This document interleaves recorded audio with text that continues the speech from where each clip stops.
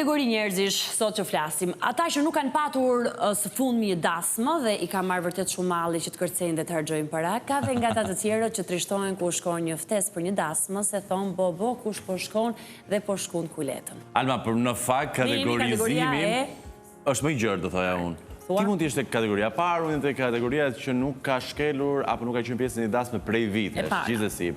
E para, e para. Oke, klasifikohemi aty, gjithsesi. Dim të themi që, me qenë se është gusht, dasmat janë në ajër, njerëzit festojnë, dasmorët bën gati, nga ana tjetër, familja që organizon dasmën, ka një vështirësi të madhe, stresi ekonomik, personat të duhur, stafi duhur, dekori, muzika, DJ, këngëtari, pjata, menuja. Pra, vetëm kur i thua dhe i lison, janë stres më vete. Ti flet edhe unë kam dhimbje kokë. Bo, gati e dashur, herët apo vonë do të ndodhë. Me ne në studio, kemi dy të ftuar shumë të këndshëm, që një do na tregojnë se sa kushton për të organizuar një dasmë, që ta mendoni mirë për të ardhmen, edhe ai i cili mendoj që është eksponenti kryesor i një feste, një haresi që është dasma, një DJ, super DJ. Me ne në studio Marisilda Brakaj, organizator eventesh, dhe DJ Mario, i cili sot nuk ka ardhur për të folur, por për të luajtur muzikë. Prezanto me muzikë, lutem. Patjetër. Pa dashur. Opa! Dale!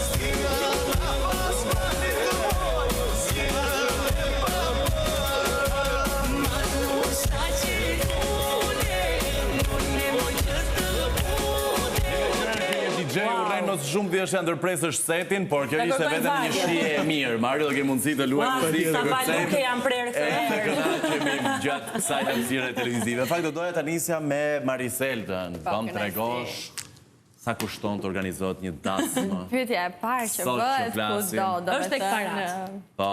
Atëherë dasmat në fakt fillojnë me një buxhet besoj minimalist, diku te 1.000 euro. 1.000 euro bën dasmë sot? Po. Shiko, vetëm familja. Po, vetëm familja. Një dasëm e vogël, një rreth i ngushtë, normalisht që filloj me një kosto të vogël. Në cilin vend të botës bën këto dasmë? Se në Shqipëri jo. Në Shqipëri jo. Bën, shiko, unë po flas me një çmim për gjithë popullatën, nuk po flas thjesht për shtresat e mesme apo edhe të lartë. Ta shiko se gjithë kanë të drejtë martohen sot. Gjithë kanë drejtë për një dekor, qoftë edhe minimalist. Ky dekor që unë flas normalisht është minimalist me gjëra bazë të një eventi. Kupton?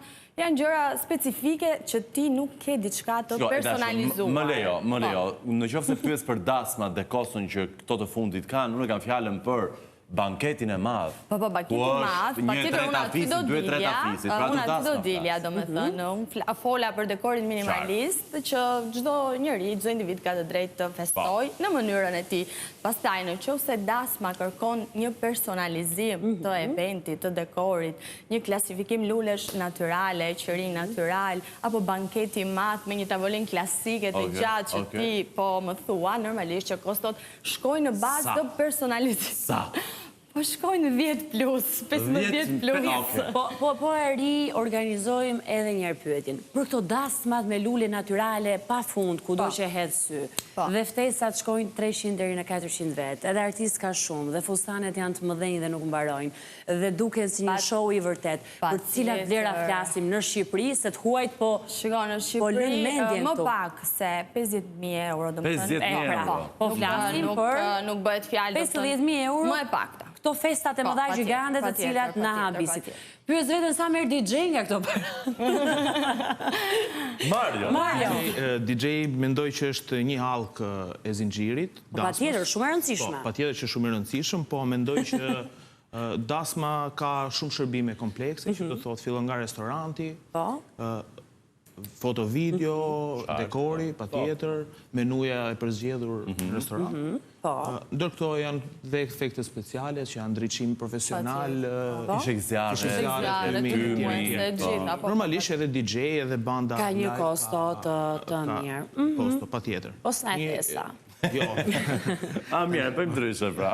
Luaj me muzikë një herë të shohim se sa merr DJ në dasmat shqiptare. Shumë.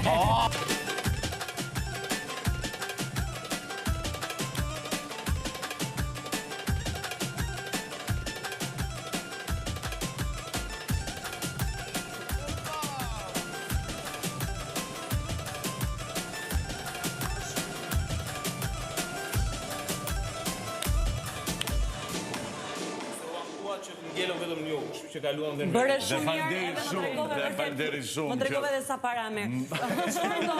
Çfarë ndodh të kohët e fundit? Si ndahen parat në dasmë? Ka qenë gjithmonë një pyetje kjo ime, se nuk po nafton më njëri në dasmë. Çfarë hidhet tek nusja? Është e DJ apo e nusës? Dhe çfarë bie në tokë? Kujt i takon? Se shoh shumë para në tokë nëpër video. Kjo kryesisht zgjidhet me një marrëveshje paraprake kur bëhet marrëveshje. Jo. Kryesisht është një marrëveshje pothuajse e pashkruar. Normalisht verbale. Ta di edhe unë dhe Syriani. Parat që hidhen i merr gjithmonë familja. Normalisht DJ ka marrë një pagesë paraprakisht, siç ka rënë dakord, për shërbimin. Kështu që parat i merr familja. Ato që mblidhen në tokë me sport janë familjes. Familjes. Edhe të çiftit madje. Edhe të çiftit madje. Hajde, si funksionon Marceli? Atëherë më përpara, të paktën në informacionin tim, i merr te këngëtari ose DJ. Po, ndërsa tani patjetër që ka ndryshuar shumë gjë. Pa normal, sepse ekonomizimi ka prekur të gjithë. E dashur, do më tregosh për dasmën më të çuditshme, flas tu në shifra të larta financiare, që ti ke dëgjuar, je marr, ke punuar për të. Atëherë unë nuk mund të eksponohem, domethënë të... Jo në emra, jo ku shumartua, por në shifra. Atëherë, në shifra dasma më e shtrenjtë që unë kam bërë është rreth 25.000 euro. 25.000 euro. Është një dasëm jo me shumë persona të ftuar, diku te 180 persona të ftuar, por çifti kërkonte një harmonizim të luleve natyrale. Domethënë, patjetër që i kombinua me lule artificiale premium, se normalisht ka një standard të luleve artificiale që duken si natyrale për shkak të gjithmonë të buxhetit. Domethënë ishte një banket me 2 tavolina të mëdha, po super të mëdha, kur them gjigante, është zhvilluar në një kështjell. Gjithashtu edhe standardi i perdeve që vendoset u bë kështjella si me qenë një restorant. E qartë, pra jashtëzakonshme. Jashtëzakonshme. Domethënë është një staf i tërë që punon për të arritur në këtë fundim. Është shumë e lodhshme. Pyes veten, DJ Ynë, a është i martuar? Po, i martuar. I martuar. Ke bërë një dasmë ti të madhe? Po, kam bërë një dasmë. Dhe kush luante në dasmën tënde? Dasmën time kam pas të alternuar dhe DJ, edhe shumë nga shokët e mi. Shumë nga shokët e mi. Si mund të ishte ndryshe? Ja si martohet një DJ. Edhe antar special ftuar, normalisht që i kemi mish, se na lidhe punë. Ti vetë ishe dhëndër? Patjetër që po. Madje kam luajtur dhe në dasmën time. E pra, këtë doja të dhjetë, dhe shumë e bukur. Kjo ishte një gjë vërtet që kam lënë brez. Tani, Mario, e di çfarë ndodh tani? Ne pyesim, ti sa merr nuk na tregon. Aso na tregosh ndonjëherë, edhe mirë bën dhe mua të pyesi nuk tregoj sa paguhem. Gjithsesi, do më tregosh bakshishin më të lartë që ti të kanë. Këtu përgjigjesh ti, besoj. Tani, bakshishi më i lartë po e lidh me pjesën e lekëve të hedhura, domethënë sepse ishte një shumë që ne shpesh herë vinë na sjellim bakshish për çnjë falënderimi për një Po, e di, po. Një moment, po, patjetër, por që janë vlera modeste, nuk është se është shumë e madhe. Ndodhi që te kërcimi i çiftit të fund, që është tradicionale, që bëhet Napoleoni pas tortës, pasi pritet torta, njerëzit kryesisht hedhin po thuaj se të gjithë dasmorët hedhin diçka për çiftin. I zoti shtëpisë në shenjë falënderimi mblodhi lekët dhe më solli mua. Të gjitha. Të gjitha. Dhe sa ishte totali shumë? 2.400.000 lekë vjet. 2.400.000 lekë. Por ishte domethënë nga falënderim nga i zoti shtëpisë. Mirë, çfarë bëram ato para? Një palë pushime patjetër. Një palë pushime patjetër, se dim që në Stinën e Verës nuk pushojnë dot. Ke patur një kërkesë që dhe ty të ka habitur për muzikë? Si DJ, një kërkesë saktuar që ka ardhur nga dikush të dasmë? Po, kërkesa çuditshme ka shumë, por... Cila ka qenë ajo më mbreslënse? Që unë mendoj që nuk është se ka këngë të keqe. Mendoj që kënga bëhet e bukur nëse i gjen vendin dhe momentin e duhur. Një kërkesë ty të ka lënë pa fjalë. Mua, domethënë, jo, kërkesa ka qenë domethënë më e çuditshme ishte që më ndaloj një këngë. Që do thotë, është një këngë mirë me vjerën, mirë me burin. Musja tha, nuk e du vllate këngë, sepse nuk më pëlqen. Nuk e dua vjerën fare. Nuk e pëlqen vjera. Nuk pëlqen kënga, po tani. Ma tje këton historin nga pas, të lutem. Nuk e donte këtë këngën mirë me vjerën, mirë me burin. Nuk e dua. Ja takove vjerën kësaj nusës? Po bëra mishë se takova. Tani atë se dim, kush ishte e keqja në këtë histori, nuk ka po vjera. E çfarë nusësh? Gjithsesi, çfarë mund të themi dashur për dasmat që në fakt janë një miksim kulturash? Ku nusja është nga Shqipëria, apo dhëndër nga Shqipëria? Shko, mund të flasë të paktën për traditën shqiptare, sepse ka rëstisur që kur kanë qenë nuset shqiptare dhe kanë marrë një person të një dhëndër nga një vënd tjetër, po, janë përshtatur shumë mirë. Dëmë thënë, traditat tona janë të mrekullueshme.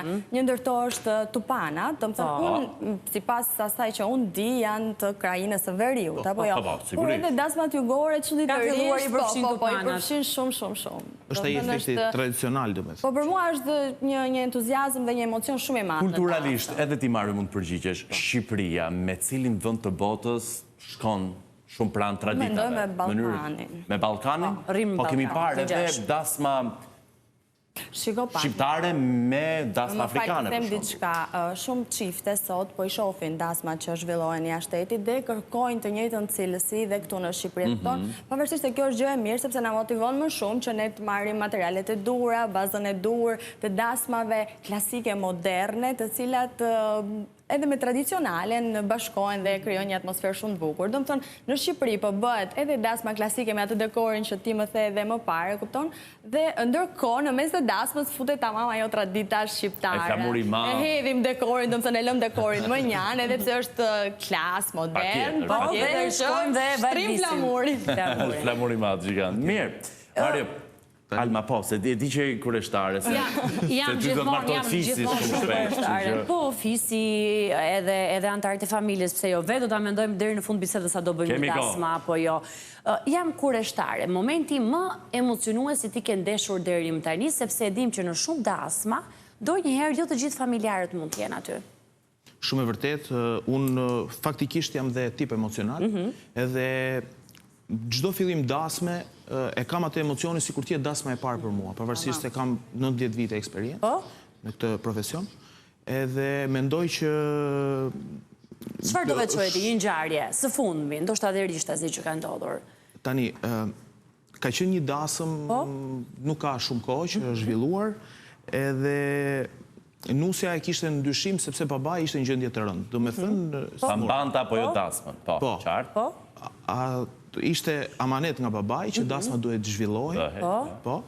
Dhe vallëzimi i parë që ajo e bëri me vllajin ishte, do me thënë, që tani vërtet unë ndjeva vërtet shumë, pavarësisht se nuk e thash veten, sepse nuk doja transmetoja se... Por ti ishe në dieni gjithë situatës. Pa diskutim që isha në dieni gjithë shkaje. Edhe pse humbi babain, ajo...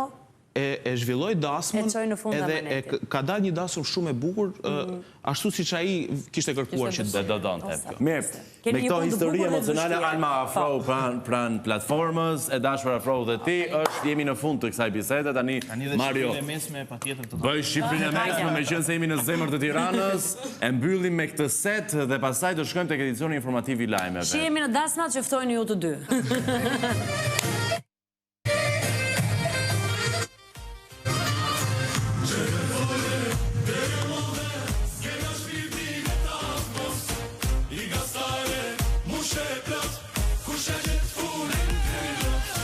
I ti kryp me zemër të mos